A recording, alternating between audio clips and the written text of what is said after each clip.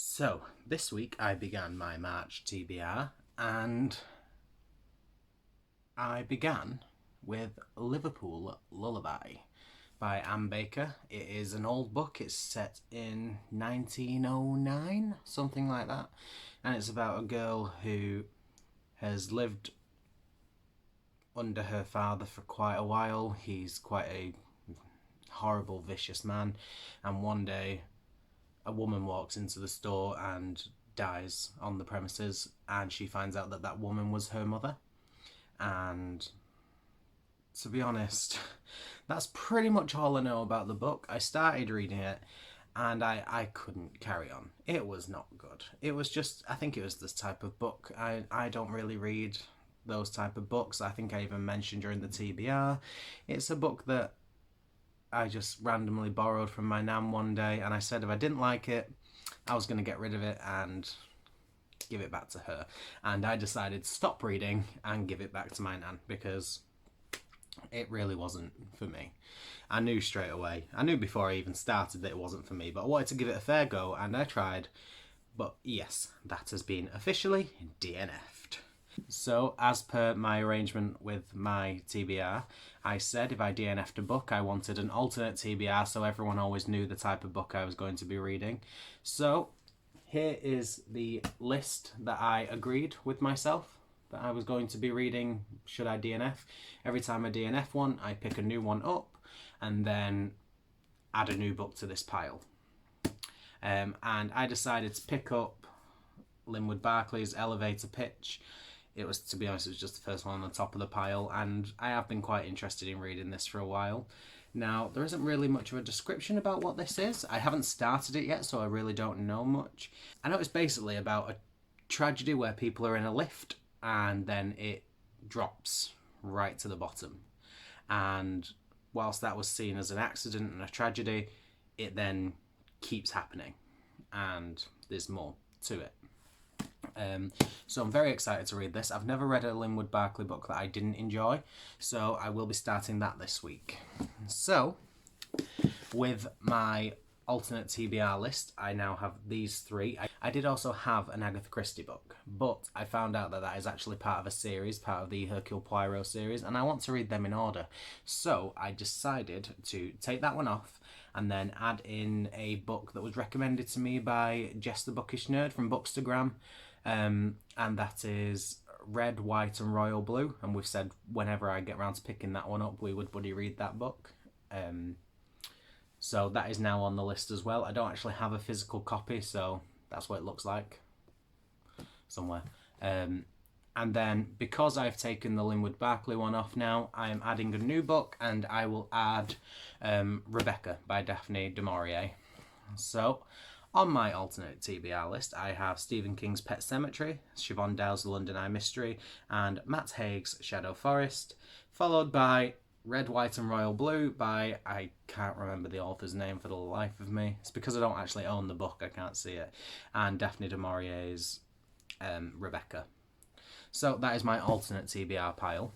So, other than Liverpool Lullaby, which I DNF'd, what I've also been reading this week, I started Cradle and All by James Patterson. This is a book I'm buddy reading with a book fiend named Mel, and I'm actually quite enjoying it so far. It's about two virgins who find themselves pregnant, one in America, one in Ireland, and they realise they're pregnant. Private investigator goes to basically just see whether they're lying or whether it is actually a immaculate conception, and the belief is one of them holds the Son of God, one of them holds the Son of Satan, and it's building into it. I'm a quarter of the way through, I think. Yes, I'm a quarter of the way through. Me and Mel decided that the best thing to do, rather than put a lot of pressure on ourselves, was read a quarter of the book each week for the month, and then we'll finish it by the end of the month, and we're going to discuss that every Saturday. Now, I've read my quarter, so I'm going to leave it there for now. May pick it up again eventually, but for now I've read my quarter.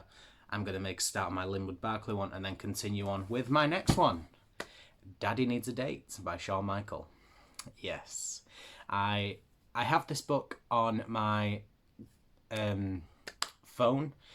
I borrowed it from the library via ebook, so I'm reading it and I'm most of the way through it actually. I think I've got about 35 pages left. I have no idea where I'm at with this book. It is so confusing to me. Like, it's easy to understand things like that, but whenever I stop reading, I'm like, I'm actually enjoying this book. But whenever someone says to me, like, "All right, what do you actually like about it?" I'm sat there and I'm like, nothing. I don't like anything. I'm finding so many issues that I don't like because I need to tell you about these issues, okay? For starters, although it's not insta love, they've been dating a couple of weeks, it's still very much insta love. They're very rarely together.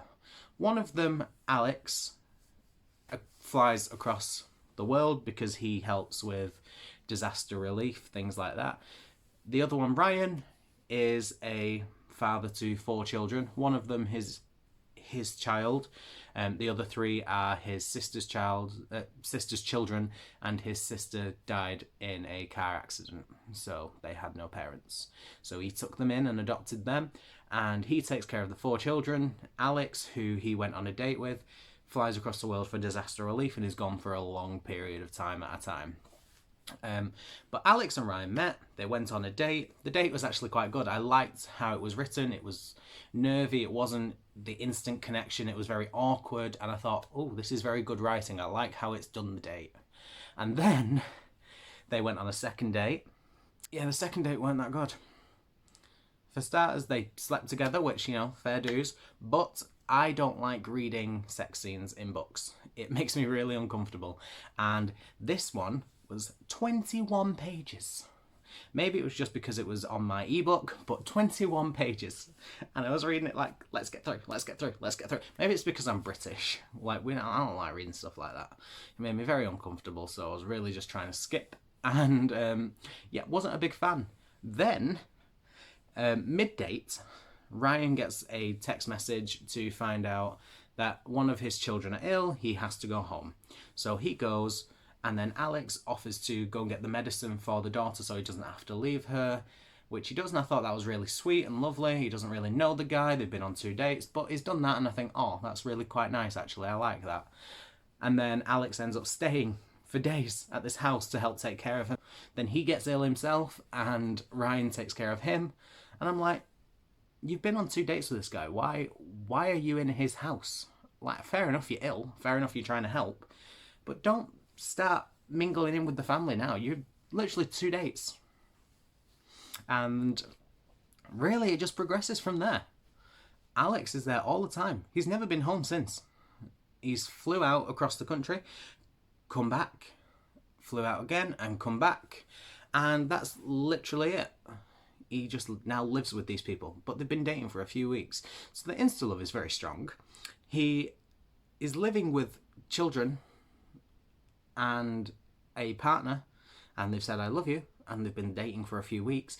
It's just very creepy. I don't really like it. It seems to have, if they had been together for about 6 months or 4 months or 5 months, I don't know what period of time, an acceptable period of time, then yeah, I'd be on board for it. But the fact that they have been together, they've been on 2 dates, and really they've been together for 5 days the first time, about 5 or 6 days, it was just a bit too much. And then he's away, and then he comes back for like 2 weeks. So realistically, they've probably only been together for about 3 or 4 weeks.